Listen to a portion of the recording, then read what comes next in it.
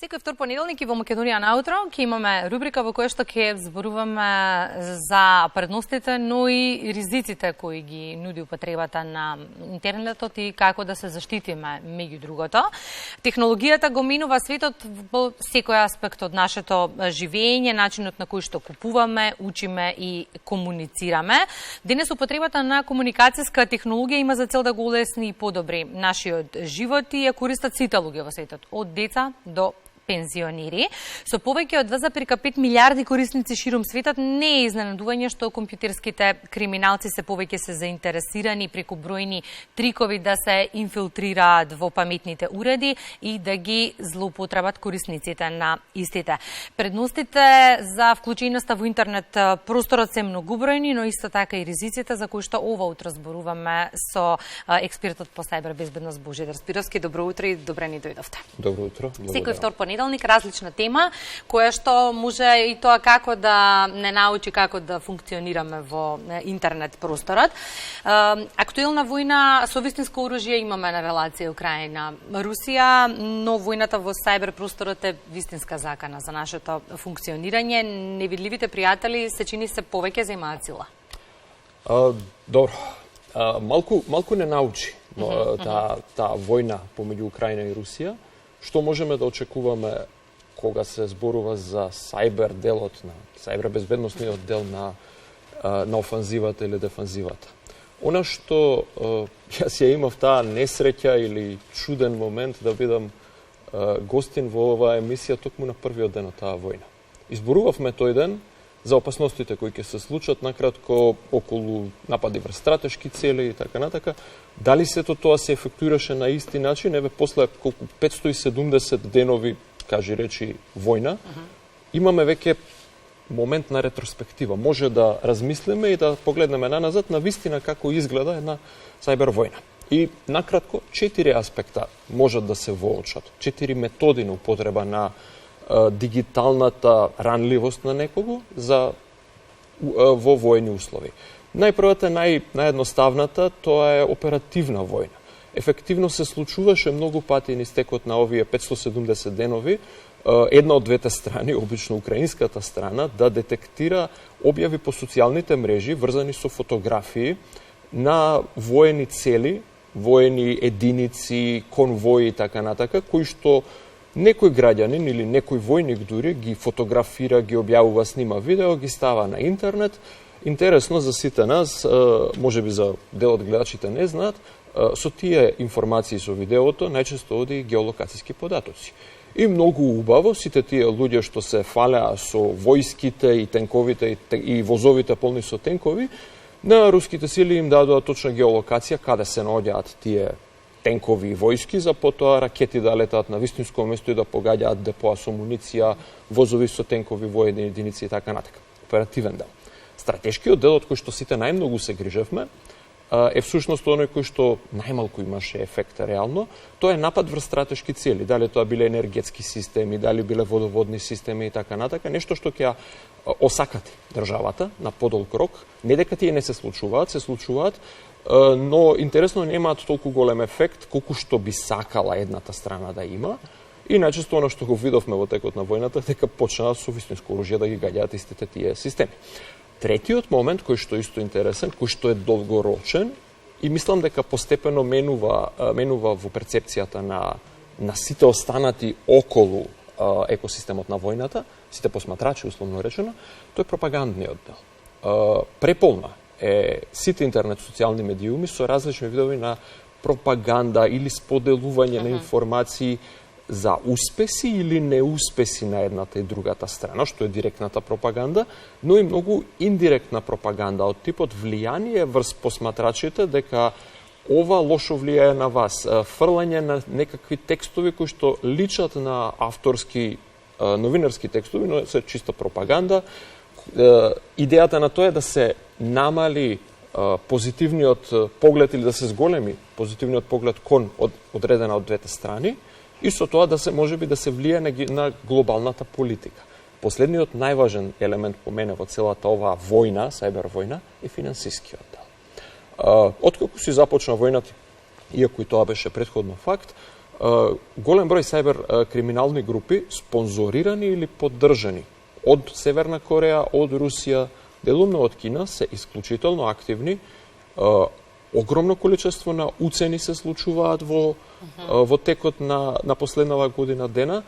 Се напаѓаат големи компании, се напаѓаат болници, се напаѓаат, пред 2 дена беа нападнати најголемите казина во Лас Вегас и се направени уцени. Платете не толку пари за да или да не ви ги уништиме системите, или да не ви ги извадиме на интернет системите. Овие пари одат кај тие криминални групи. Искрено, си призна една од тие две коцкарски групации дека платила $15 милиони. Тие $15 милиони ќе отидат преку криптовалута некаде и претпоставувам дека можеби не сите тие пари ќе слетаат во сметките на државите кои што се во војна, но одреден процент од тие пари секако ќе се префрлат. Финансите во текот на војната се многу важни. Таков случај имавме со Фондот за здравство во Македонија неудамно со она уцена од немаме детали за цената. Група, да, но немаме никакви детали. И сега кога станува збор за сајбер безбедноста, таа е нова подрачје во политиките на национална безбедност на државите. Информација која што има колегата Бранко Чупески, веднаш потоа ќе ја продискутираме овде. Сајбер безбедноста е едно од најновите подрачја во политиките за национална безбедност, кое станува се поважно во безбедносните сектори. Креаторите на политики се уште не се во чекор со технолошките новитети кои ги користат различни пријателски и непријателски страни. Ова бара брз и сеопфатен развој на правните и на политичките рамки. Покрај осигурувањето на државната безбедност, безбедните и сигурни мрежи се исто така важни за зајакнување на државната економија и модернизацијата на управувањето со јавниот сектор во државите. Безбедниот сајбер простор е исто така неопходен за да може граѓаните да ги уживаат своите права, како што се пристапот до информации и слободата на изразување. Поради тоа, од суштинско значење е да се биде свесен за можностите, ризиците и за заканите кои што ги носи сајбер просторот. Кражба на чувствителни податоци од владини сајтови, поставување на спам линкови или копање криптовалути беа само дел од неодамнешните сајбер напади врз македонските државни сајтови. Ситуацијата беше многу сериозна, затоа што на удар беше целиот регион – Албанија, Босна и Херцеговина, Косово, како и Црна Гора и Бугарија.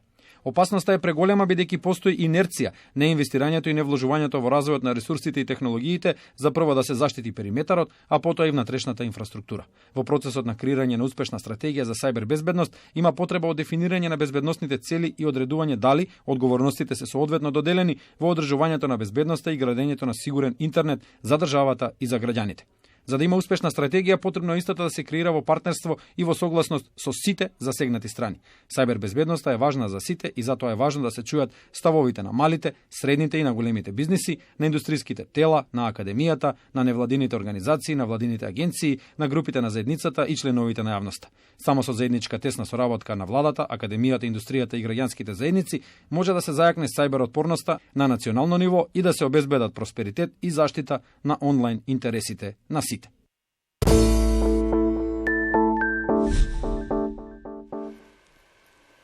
Сосема куса пред да преминеме на темата која што нас не интересира утрово. Јакне ли Македонија во сајбер просторот по искуствата кои што ги имавме изминатиот период? Каков е вашиот впечаток? Немаме метрики што може да ни го каже дали тоа е навистина така или не. Вашиот прилог убаво го посочи тоа. Потребно е да ги дефинираме целите, но исто така да мериме дали сме ги постигнале целите. Македонија има, ако не се лажам, сега е трета итерација, може би ќе сгрешам, секако втора итерација се развива на стратегијата за сајбер безбедност. Беше во работна група, не знам дали е веќе излезена. Претходната стратегија имав шанса да ја прочитам, имав шанса да ги прочитам целите што беа поставени. За жал никаде нема објавено која е исполнетоста на целите. Нема метрика. Така да дали ние сме нешто подобрени или влошени, на вистина за луѓето од остатокот од државата, едноставно како граѓани, не можеме да кажеме, бидејќи не ни кажуваат. Ајде тогаш да видиме како ние индивидуално можеме да се заштитиме. Фокусот сакам да го ставиме на информациите кои што ние свесно или несвесно ги оставаме користејќи ги паметните уреди. На секој од нас му се случува да го отвори паметниот уред и да побара на интернет просторот некаков производ кој што сака да го купи. Но веднаш потоа од најразлични компании му пристигнуваат постојано понуди. Објаснувањето за тоа што се случува е дека стотина апликации ги прислушуваат нашите мобилни телефони. Добро, дали е тоа така? Да, дали е тоа така. И да и не. Ќе го цитирам Шарл Бодлер, кој што кажал напишал, најголемиот трик на ѓаволот е да се убедат луѓето дека тој не постои. Најголемиот трик на технолошките компании е да се убедат дека нивните производи се бесплатни. Секој пат кога користиме некаков бесплатен сервис, ние сме производот, односно ние сме тие што не продаваат некаде. Нашето внимание, нашиот фокус, нашиот интерес е тоа што е предмет на продавање. Она што го рековте, секој пат кога за нешто ќе се заинтересираме, после сме нападнати со реклами за тоа нешто. Да, тоа е точно и точно тоа е моментот на кој што сите овие технолошки компании нас не продаваат на тој начин. Следат зашто ние сме заинтересирани и потоа тоа го продаваат на компании кои што се обидуваат нас да ни продадат соодветни продукти. Да се вратиме на специфичното прашање врзано со дали нашите апарати дома не прислушкуваат. Да и не. Ќе го дадам примерот кој што ценам дека во овој момент многу луѓе во држава го знаат, а тоа е рекламата за една телеком компанија со мелодијата од Маја Оџаклиевска "Шила". Многу популарна песна, рекламата по мене многу убаво изработена, спојот на музиката од македонски автор со меѓународно направена реклама е фантастичен, секоја чест на маркетинг компанијата, но исто така "Шила" во таа изведба, таа мелодија е многу лесно препознатлива и многу лесно да се идентификува. Не само за луѓето, и за компјутерите. Многу е лесно математички да се изрази Шила, мелодијата на Шила и гласот на Маја Оџаклиевска во таа песна, перфектно, без никаква грешка. Нашите апарати, да се вратиме на прислушкувањето, кога слушаат, не се обидуваат да ги чујат нашите лични разговори помеѓу мене и вас, затоа што нашите гласови варираат, различно темпо, различен изговор, многу фактори се вклучени. Математиката, за да се претвори тоа во нешто што е препознатливо, се уште е премногу комплицирана за овие се уште релативно мали уреди, но она што секако може перфектно да се препознае е Шила, како пример. Реклама или нешто што постојано го гледаме, или колку време нешто сме гледале што е лесно препознатливо, апсолутно е нешто што ќе биде слушано. И ова не е единствениот уред што слуша. Ова е само еден од уредите што слушаат. Алекса уредите, не знам дали некој во Македонија има. Овдека има нешто што се вика Siri, тоа е мала вештачка интелигенција. Во Google телефоните, во Android телефоните постои нешто што се вика Google Play или Google Assistant. Android TV кој има дома, телевизорите наши исто така слушаат на потполно истиот начин. Постепено ќе стасаме до прашањето дали нашите автомобили не слушаат, бидејќи нашите автомобили денеска имаат камери кои не гледаат само надвор од кабината. Имаат камери кои гледаат во кабината, имаат микрофони кои слушаат во кабината, ако ништо друго за безжично телефонирање. Колку приказната е подлабока од само обичен маркетинг? Какви дополнителни злоупотреби може да се случат благодарение на ова слушање? Така. Значи, најпрво да направиме дистинкцијата помеѓу криминал и легално, ама не етичко однесување. Добра. Сите ние сме се согласиле овие уреди да не слушаат. Сите тие апликации на почетокот на нивното користење велат: ве молам, согласете се со нашите услови за користење, има една штикла, активирајте го микрофонот. Буквално вчера дома имав еден уред кој што го активира во Android TV кутиче. Првата работа која што ја побара беше да го активирам микрофонот. Не. Следна апликација се пали да го активирам микрофонот. И тоа трае, додека некому не му се смачи и не притисне да. Еднаш кога сме притиснале да, компанијата вели: јас легално те прислушкувам бидејќи ти се сложи со ова, ќе ги соберам твоите податоци, ќе те профилирам. Ако зборуваме за етичкото спроти неетичкото кон криминално однесување, ни една од овие компании нема да каже: јас се однесувам криминално, нити јас сум доволно адвокат, не сум, по инженер сум по професија, да кажам каде стасуваме во криминалното. Но малициозното влијание е кога излегуваме надвор од комерцијалната тема на продавање на продукти и влегуваме во влијание на одлуките и мислењата на индивидуата за пошироки теми, за социјални теми, за политички теми и така натака. Некој ќе се сети можеби на нешто што се викаше Cambridge Analytica. Тоа беше една компанија која ги употреби психографските профили создадени од Facebook на милиони граѓани, за да таргетира пораки според нивните политички и социјални погледи на светот и да им носи нешто што личеа на текстови, повторно ќе се навратам на тој момент, личеа на новинарски текстови, но беа чиста пропаганда во мали количества, за да им покаже, еве види ова што ти го сметаш дека може би е точно, е на вистина така, другите се полоши, другите се вакви. Постепено, со мали влијанија, со инкрементални влијанија, базирани на нашата идентификација, на нашиот психолошки профил, психографски профил кој што е дефиниран со овие однесувања, може да се влијае многу на перцепцијата на општеството, да се сменат многу работи. Не сакам да влезам во упатства за злоупотреба, но постојат страшни упатства за злоупотреба, буквално може економски систем да биде скршен со вакви влијанија. Кога зборуваме за злоупотребите, секој од нас кој што користи паметни телефони, доколку сака да симне било каква апликација, оди во продавниците за апликации. Сега, веројатно, тие треба да имаат соодветен систем за безбедносна заштита, но се почесто сме сведоци дека голем дел и од апликациите кои што се симнуваат се лажни. И сега како ние да препознаеме и да се заштитиме? Да, точно дека голем број се лажни. Имаше два еклатантни примери во последните 3 месеци на овие лажни апликации и сите се сведуваат на недоволното запознаеност. Не образование, само недоволната запознаеност на корисниците. Апликациите кои се лажни најчесто се замена или изгледаат како лажна верзија или скоро иста верзија како вистинска апликација. Ќе ги дадам примерите за апликацијата Telegram. Не се користи во Македонија, среќа многу. Тоа е апликација популарна Русија, Украина, тој дел на светот, како замена за Viber можеби или за WhatsApp. Втората апликација која сама си ја направи белјата, беше апликацијата Twitter. Социјалната мрежа Twitter, која веќе не се вика Twitter, се вика X поради причина која што само Елон Маск како сопственик може да ни објасни, но затоа потоа што се случи, Елон Маск одлучува во ден X дека ќе ребрендира целата компанија во нешто што се вика X.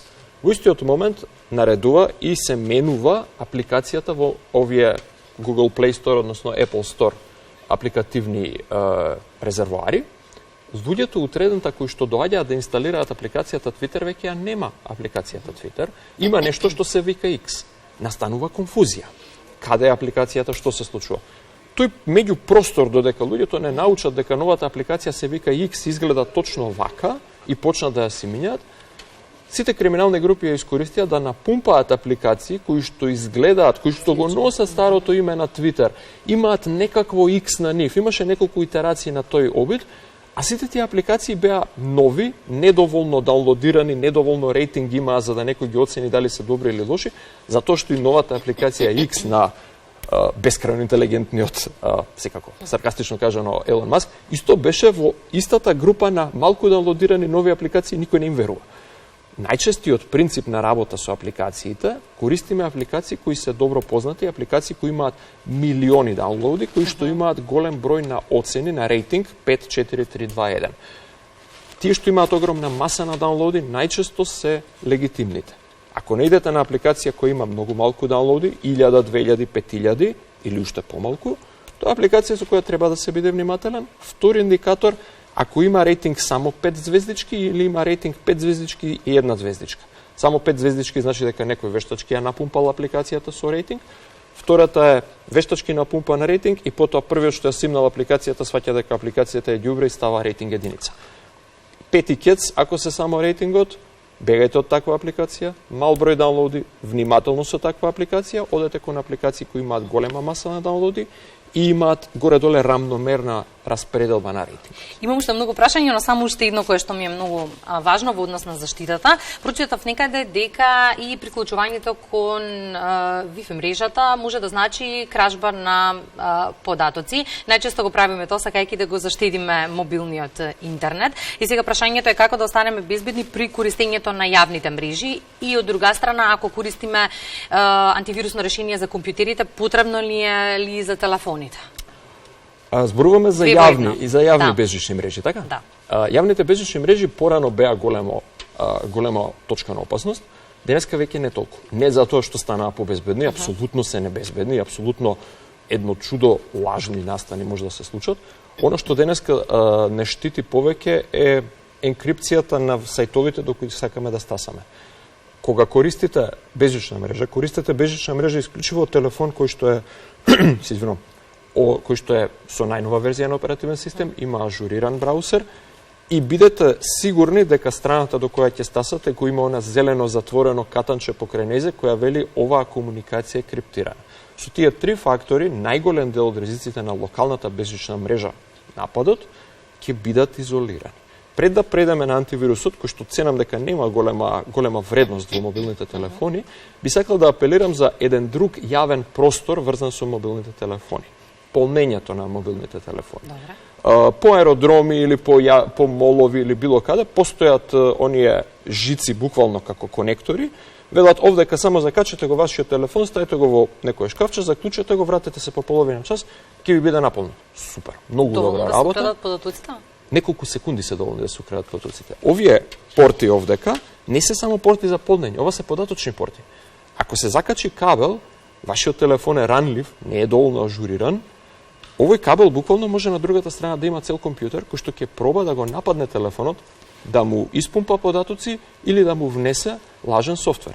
Ако полните телефон на јавен простор, или полнете го со кабел кој што му верувате, или на човекот кој ви го дава апсолутно му верувате, бидејќи самиот кабел може да стане компјутер. Доволно е голема миниатюризацијата. Или носете си ваш кабел и ваш полнач и само така полнете го. Ова е поголем начин да ве нападнат со мобилен телефон, отколку преку бежична мрежа. Реков, јас имам уште многу прашања. Може да ги оставиме за преку една недела, следниот понеделник. Значи, тогаш ќе зборуваме, се надевам, за нешто што е исто интересно, геолокацијата и како што ние снимаме со нашите фотографии. Да, колку несвесно кога се фотографираме, сакаме да споделиме каде сме, што значи тоа всушност. Да, каде тоа не носи. Да. Благодарам многу, Божидар, за ова гостување во Македонија наутро.